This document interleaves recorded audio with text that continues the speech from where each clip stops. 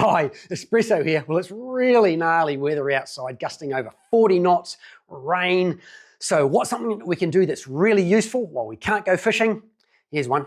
So if you notice that there's fraying along your braid, or you have a little funny little shh sound, not your clicker, but your shh sound, that means your bearing or your bushing isn't turning and your braid is simply going across the top of it. So you've got to really check it out and have a good look and just pull your braid with a bit of tension over that bearing and make sure it's spinning freely. I like to rinse my gear really well after being out there, because if I'm hurtling along at 25 knots, say, on the boat, you've got the speed of the water hitting that bearing, so you've got salt, the enemy, being forced into that bearing. So you can get failures. Even if it's just a failure now and then, your braid is going to fray, and of course you're going to get that bust off right at the wrong time.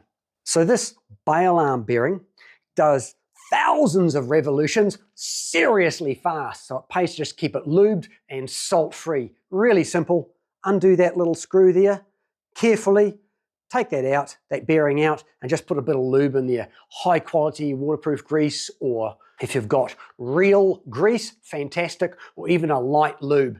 You've got to watch things like CRC and that, because they're great, but they also rinse and get used up quickly, so you need to replace it often.